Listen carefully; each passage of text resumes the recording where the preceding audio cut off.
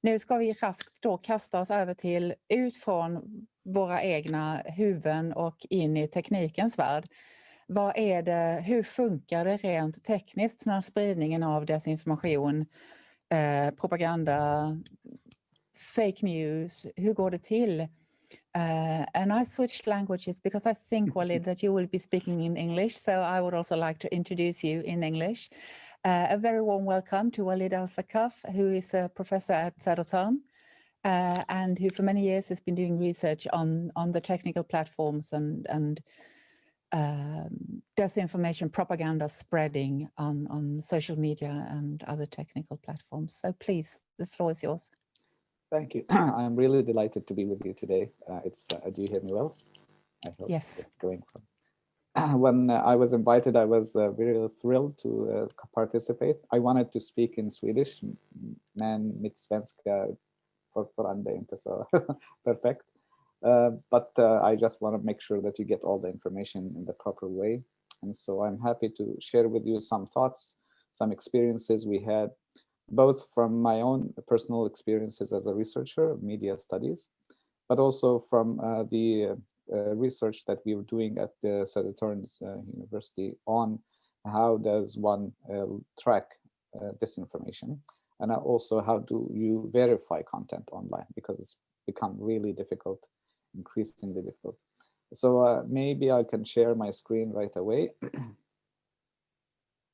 Start here. Good, so I hope you see my screen. Good. So the idea here is to look into the fact-checking process in newsrooms from a technical overview, because oftentimes we don't look into it from a technical perspective. We often see it from a theoretical perspective, and that's normal. That's okay.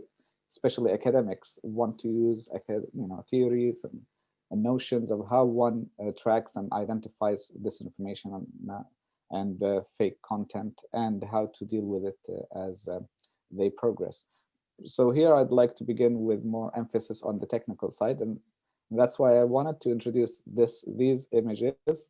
And I wanted to ask you if you know, it's difficult to, of course, get the participants to speak out since it's a webinar, but these three photos have something in common, and it would be very difficult to guess from the outset. And I often show this picture to my students, and they often give a lot of guesses. Some of them say, oh no, these are researchers, these are scholars, these are, let's say, people who are interested in, media content, of celebrities. Eventually, they come to the very harrowing experience of knowing that these people don't exist. These are not available, not humans. These are purely algorithmically produced images that are produced by a service called thispersondoesn'texist.com. And it's very scary of how far the technology has come in terms of producing content that appears extremely realistic, but eventually it turns out to be fake. And these are an illustration of how social media has become rather a magnet for fake content, because an avatar is not often seen seriously unless there is a face. And so if you produce a fake face, then that increases the chances of these people being picked up as legitimate sources. That's the first shocker that I often would like my audience to get to know, to understand, realize the dimensions of how far technology has come. So, we have the obvious benefit of the internet. This is what I can show as an illustration of how the internet looks like. And the very scary and yet promising thing about the internet is that there's really no one in control. And when you look at this internet and the structure of it, it's really has no center. So what happens here is that any single individual or entity can easily distribute content and have it go virally. And this is both a blessing and a curse, because we cannot control the content online. We have no means of censoring fully, but you also cannot really verify and that a particular entity or content is coming from the source that it claims to be coming from. And so while this is also important to realize, I'd like to note this, I'm not sure if it's clear enough, but the idea here is to take this first draft. poster explaining that it's not a black and white thing. It's not simply disinformation or truth. There are different types of content, and some of it is called misinformation, meaning unintentional distribution of mistaken, inaccurate content, or sometimes naively distributing something in a different context. But there's also the disinformation that we often focus on, because that is the type of content that is fabricated in order to cause harm, mainly to cause harm, and it's deliberately used by entities that have a viral impact. And then there's a third aspect, which is malinformation, which is also a deliberate act, but it doesn't necessarily have false content. It's simply a matter of trying to infiltrate or hack or distort certain services. So these types of things do exist online, and the internet has made it very clear that it has become a catalyst for all sorts of actions of this nature. But here I'd like to give an illustration of how difficult it is to track content and know who submitted what. This is an image I produced yesterday, actually. It's built to using a software called Kumu, or a service called kumu.io. And it illustrates how individuals interact with each other online on Twitter. And this was produced using a tool that is called Micodify. Micodify is a tool I created, and Ali knows I've introduced it before, and it's part of the course syllabus of our students at Sartor University to get acquainted with tools like this. So what it means is that any individual in this network can be the source, but it takes over a life of its own after a short while. And this can be illustrated clearly with the, let's say, the recent example is the elections in the US. So the elections in the US have been very actively utilizing Twitter, obviously, for various reasons. But this is a pure graph of the last 4 days, where I searched for the hashtags voter fraud, stop the steal, and election theft. My interest was to know, how do we as researchers, as journalists, know who is distributing tweets that contain these hashtags? And it's easy to see that they are distributed widely on Twitter. You can easily search. But how do we know who is behind these? And what is it that prompts them to contribute to the false narrative of voter fraud, for example? So what is useful is that the tools like this, which I'm happy to share with you later, and with a link to access and get the demo of, allows you to collect Twitter content and then aggregate the content and understand who has been very active in disseminating content. And this is where we come to the point of technical capacities. So you need some sort of technical capacity to track down the sources of certain types of content. And for example, if we take the recent hashtag of voter fraud, and you look into who are the main contributors to it, you have ways of knowing who were the ones who had the most retweets.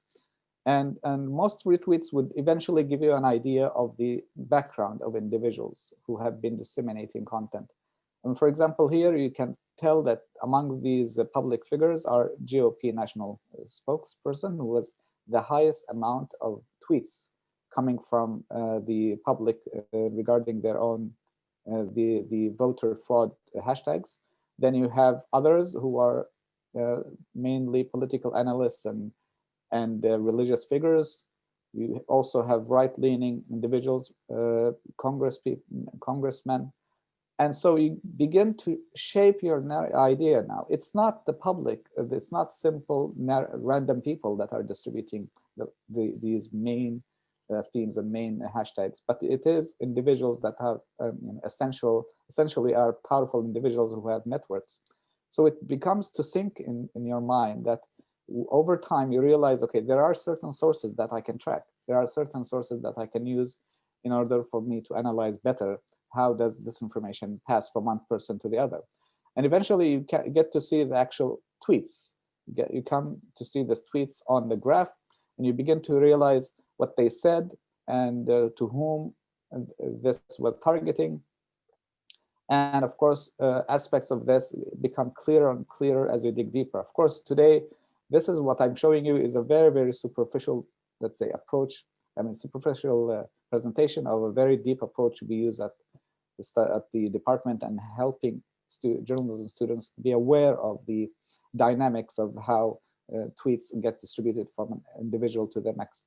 And so if we look into this more deeply, and let's say you're interested in understanding how a conversation on Twitter starts, let's say, or it gets moved, there are ways in which you can do that on Twitter itself, because Twitter allows you now, especially with the evolution of the second API version, it allows you to track down the individual conversations and replies to conversations. So it means that you are able not only to know who said something, but also who replied to that individual.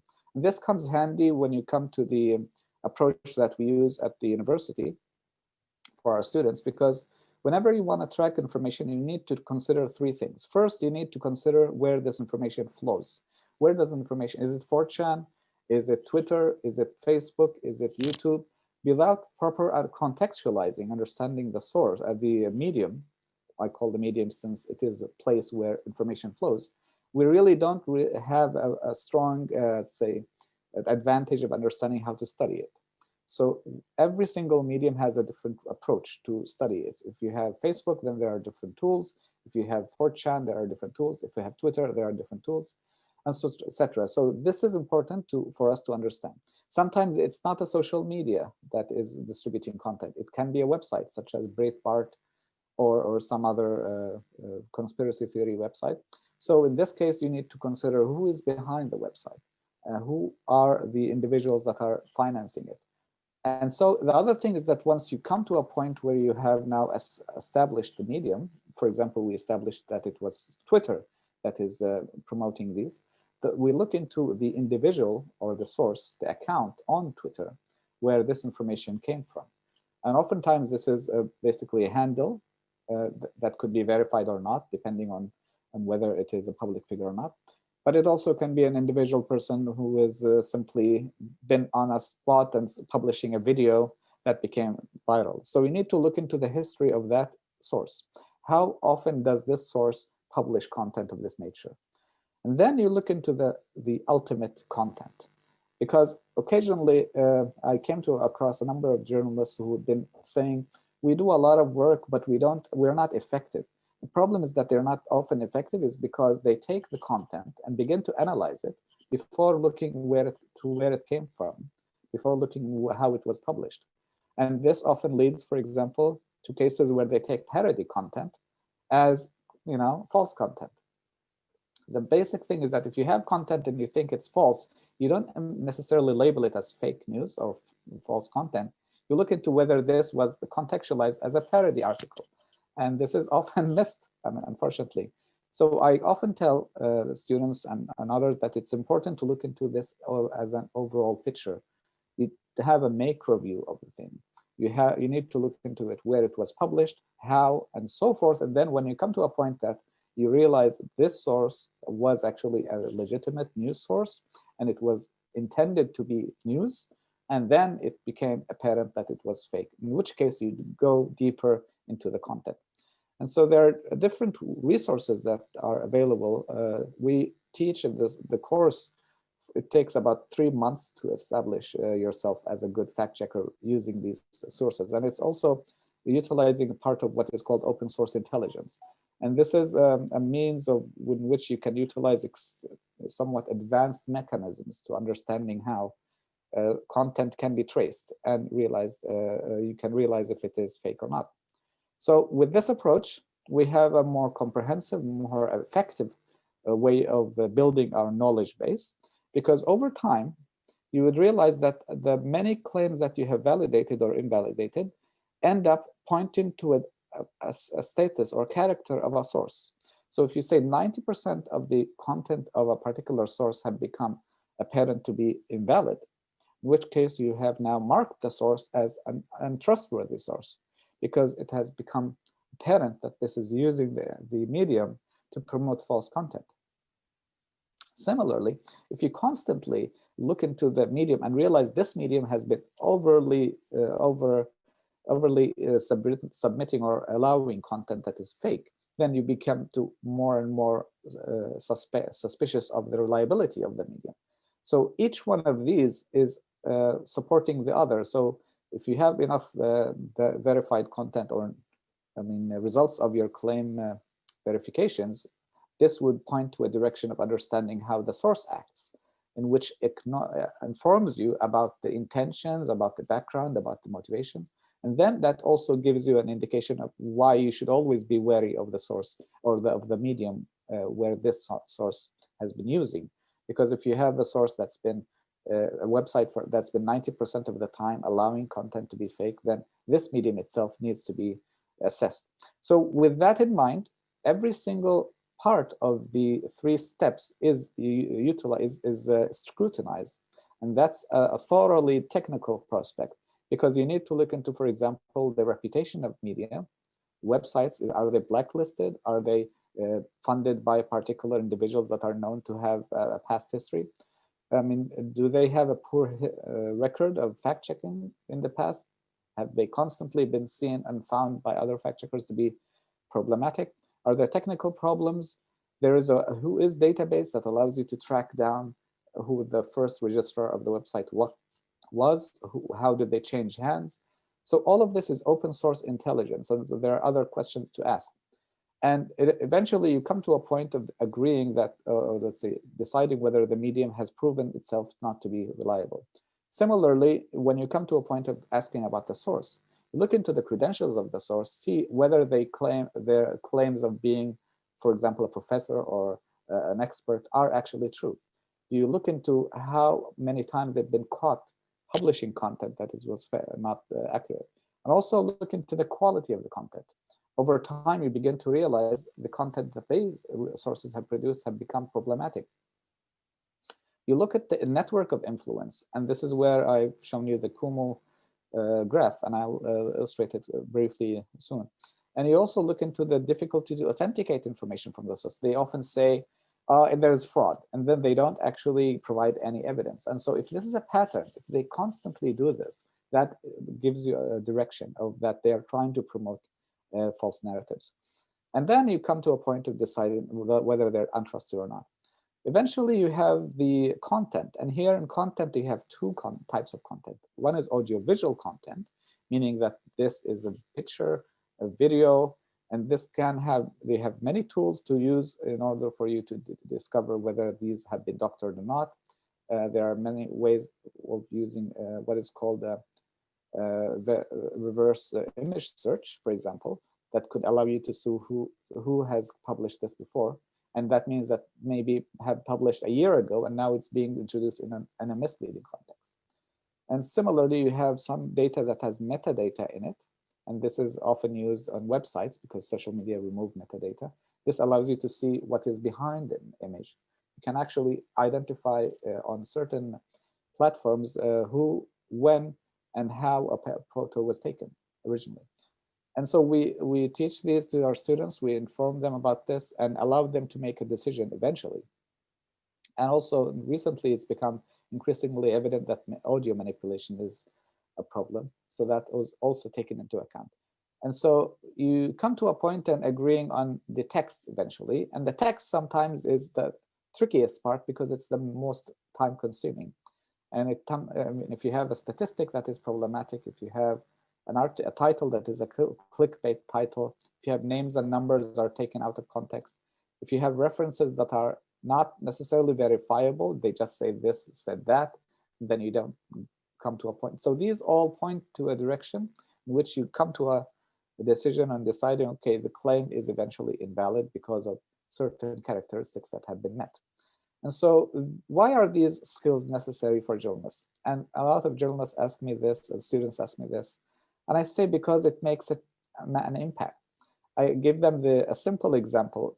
If you simply let go of a small article, for example, there was an article, a tweet, I believe, or a post on a restaurant in the UK claiming to have sold human meat.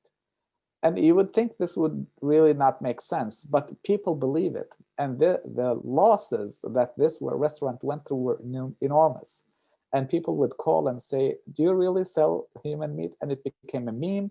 And had consequential impact on the business. So it really has an impact. And of course, you remember what happened in the 2016 elections in the US and how disinformation has played a role. So if you as a journalist have the audacity, have the competence, have the interest in motivating yourself and learning these tools, that will take you a long way. But I'm not saying it's easy, because technology is catching up really quickly. And now fake content creators are using advanced technologies. For example, there's this very interesting website called Plot Generator, which takes corpuses of actual text and mixes them together to create a story. So you can actually use these to create news content that is fake. And add to that, you have other services that give you the impression with headlines, with tabs, with logos that create for you the impression that this was taken from live stream, mainstream media programs. So combine these together with the fact that not only is it only for news content, but also for scientific articles. And that's where it becomes extremely advanced.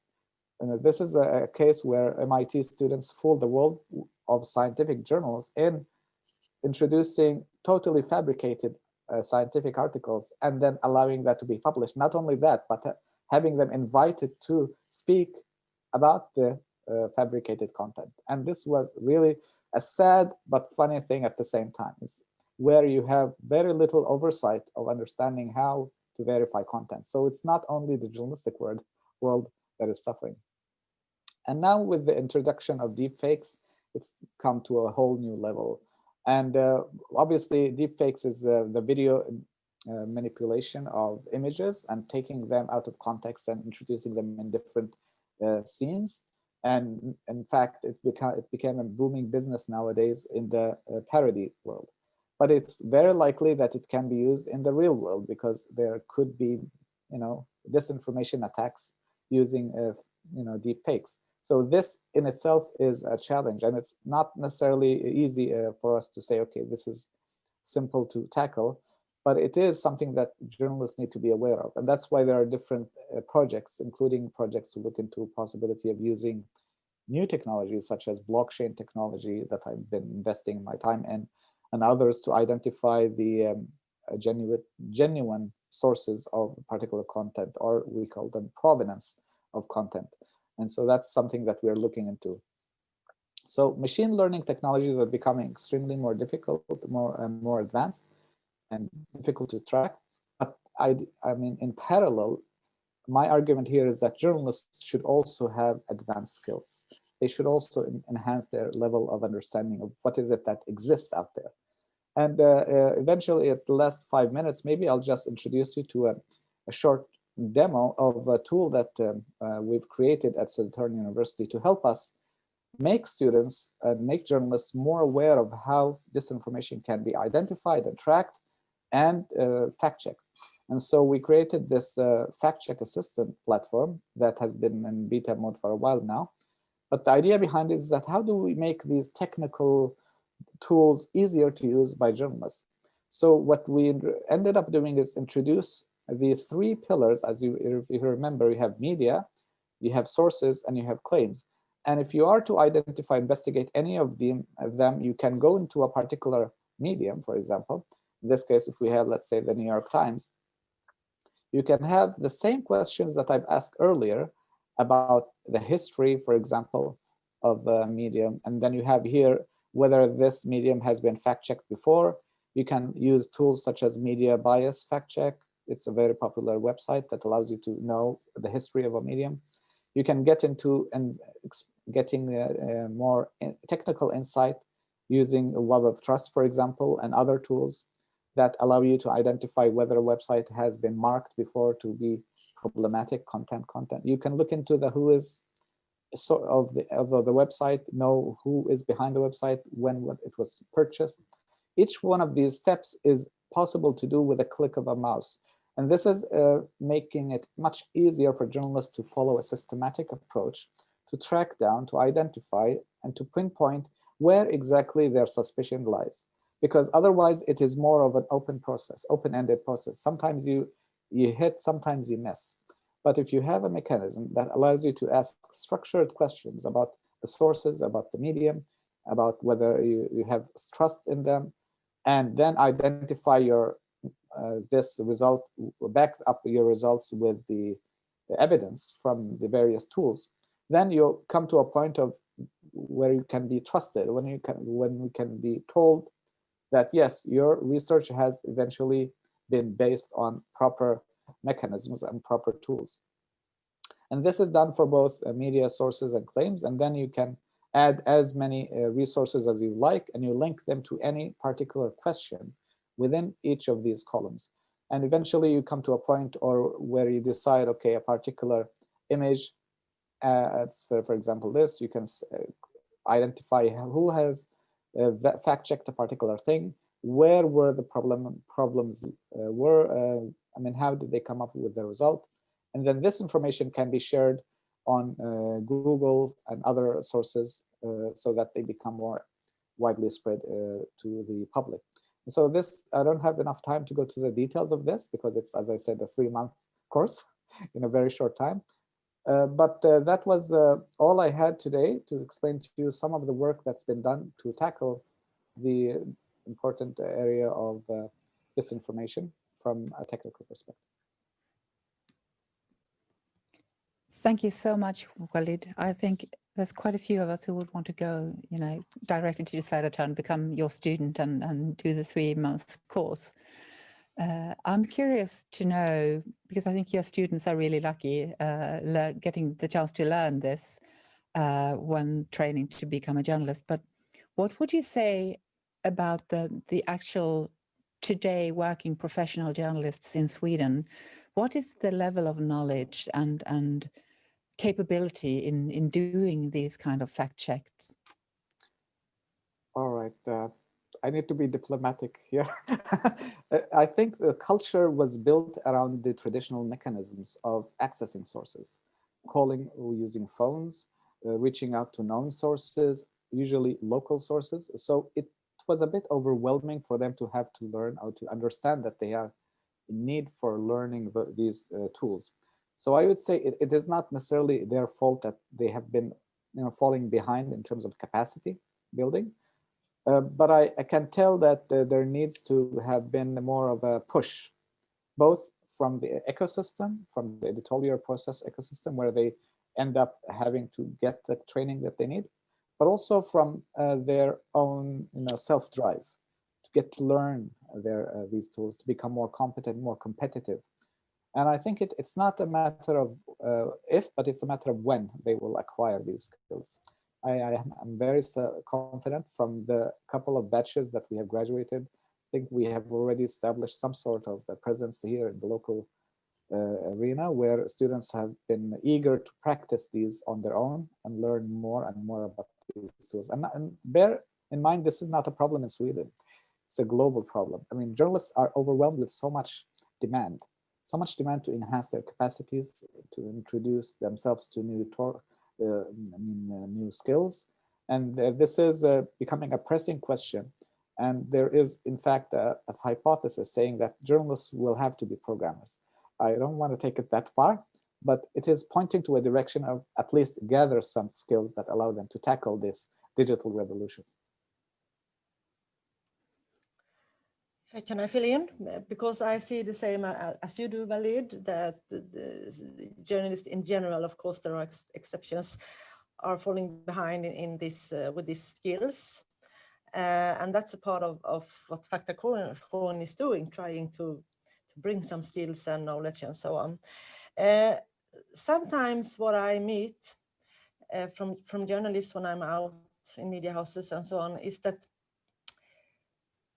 it's a sense of that it's not so important to understand the social media landscape and what's going on there because it's not for real, even though we know that people are spending a lot of time in social media. Do you have something to tell them? Why is it important to understand this? How is it affecting the society, those disinformation and misinformation ecosystem? That's a very good, valid point. And I would think that the best way to approach them is to show them research, because they will probably, I mean, may not believe me directly, but they would look at the research, and the research has shown that the majority of content that reaches the public comes from social media now. It's not coming from the regular mainstream media anymore.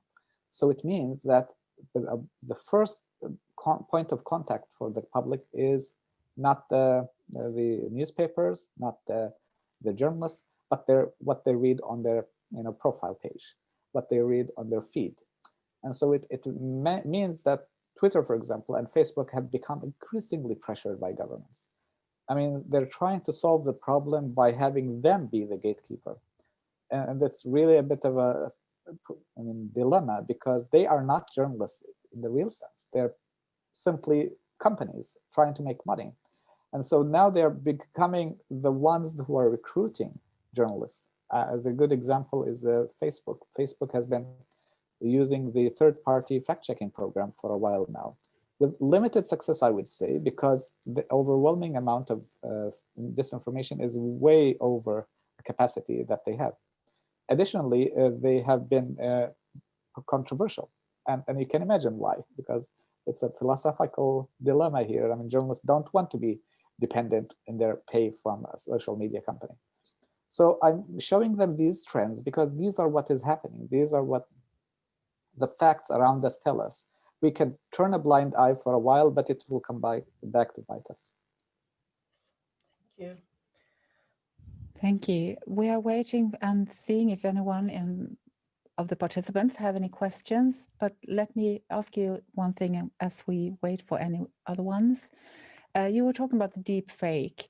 Do you know of any examples where someone has actually tried using deep fakes in a manner as to, for real, fool the common public? Or is it still just being satire or scholars doing it for showing what is possible or not? Have you seen any examples of actual use of deepfakes? That's a good point. I mean, there are two types of video manipulations. One of them is the traditional slowing down of a video or speeding up, or this has been used, as you can imagine. I mean, there was the Pelosi video, quite popular, that was demonstrated yesterday. But in terms of using a picture of an individual, let's say politician, to portray him in a particular position, I don't recall seeing that for images, for videos yet, but I've seen that for pictures.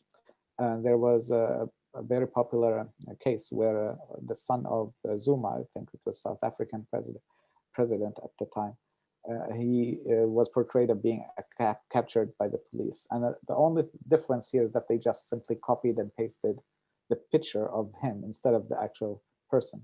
And so it happened at the time, and it created a bit of a controversy. But it was rectified later when they realized they found the original and compared it, and people started. Although I wouldn't rule out the possibility that there are other deep fake videos, but the thing is that deep fake videos is still developing, and they may not be, well qualified, fraudsters who can, create an extremely high quality deep fake. It needs investment of time and energy, and it needs also an understanding of the potential backlash technically, legally, on what would happen. So knocking on wood, let's hope it doesn't happen and be catastrophic, but I wouldn't rule out that it would happen in the near future. Thank you. We have a question a bit on the same subject. Is there any technical way to detect if a picture of a person is manufactured via the "this person does not exist" website or other ways of manipulating a photograph? Excellent. That's a question that I often get. And it also, my answer is usually depends. It depends on the level of sophistication of the person who is using the work. And for example, the person does not exist bank knowledge base. This is extremely difficult to know if the person, because imagine yourself, trying to find out if this person existed. I mean, it's virtually impossible, I would say. But what usually happens is that there are mechanisms to identify if the picture is genuine or not. So if I were a person who is a public figure, I would ensure that all pictures that are taken of me are either credited or labeled, so that I know from the metadata, from the original, from the provenance, that this is the original data. So if pictures emerge out there that are not labeled, they are not metadata, they're not anchored with the data that supports their originality, then that would bring up the first red flag, especially if this belongs to an individual that is established, I mean, a public figure, etc. But I can imagine that this may not be the case for regular individuals. So it's very important that they need to have some sort of media literacy of understanding how and why and where you publish your content, because these images that are produced by this person doesn't exist are not purely creating something from scratch. They actually built it based of a number of different pictures. So they combine them together and create this. So that's one way in which we can look into it. Yes, thank you. We're gonna one about the metadata. One problem is when you put the picture onto Facebook, for example, the metadata is washed away. So that's, yeah. That's a problem. And also metadata can be manipulated too. Yeah. We're going to dig a bit deeper again into thispersondoesn'texist.com because you showed what it's capable of. Have you thought about how this technology could be used by journalists wall-roughing online? A journalist could pretend to be a person that doesn't exist in order to gain information which the journalist wouldn't have been able to gain otherwise. What do you think about the ethical aspect of this? I think this is a bit of a slippery slope, because you can't define what is worth it. Does the end justify the means justify the end justify the means? And if you look into it from a perspective of ethics, even ethics change from a person to the other. So there's really no way to identify one single threshold that you can say, okay, if it passes this, then it's okay. If it doesn't, then it's okay. So it largely depends. But if it becomes a habit, then it can be dangerous. Thank you. Anything else from you? Yeah, Walid, you were talking about this more, official super spreaders of disinformation in the beginning with the Twitter accounts and so on. We have a researcher here at Linnaeus University, Emma Ricknell. I don't know if you're with us, Emma. She's talking about in 4chan, where a lot of the disinformation starts. There also are a lot of people there who are genuinely disappointed of the society, and they don't see that anyone is taking their interest into account and so on. And this is also a part of this. It could be some, berättigad critique as well in this field. Do you have any comment about that, this ecosystem, people who really wants to affect in a political way or so on, and people who are really disappointed at the society? That's a very interesting point. I mean, I think that there are two things to consider. One of them is the consequences. And so if you are an official and you publish fake content, then the consequences and impact can be much more detrimental. They can lead to possible, loss of life in some areas. And, I come from the Middle East, particularly Yemen, where information that is published by an official, saying, for example, the elections were rigged, this could actually mean that the public may flood the streets and there could be killings. I mean, it's not as easy to take on, simply ignore the fact that some very high-profile individual said this. I can imagine this would lead to consequences in many other countries. So that means that your profile, your status, makes a difference. And so if an individual that is disgruntled, that is not necessarily of a high stature and does not have a following, publishes content, the content whether fake or not, may not reach the tipping point. So that's one thing to consider. Another thing to consider is that this builds a reputation. So over time, as I've shown earlier, your claim would be discovered to be false. And so there needs to be a way for many individuals and journalists to put this into perspective and point to a reputation. You're building a brand. So your brand is increasingly becoming polluted with more and more disillusional content. So is this helpful for you? This might actually be more damaging in the long run than it is helpful. And that's why these often do not really mix with objective thinking and lead to bubbles. And these bubbles end up growing and growing, but they remain bubbles, and they do not necessarily expand to include other people. And so I think that it has both a detrimental impact from the individual if he has a high status, and it has a branding and reputational impact on the individual himself or herself. Okay, thank you so much, Walid. I don't have any more questions. Okay. Do you?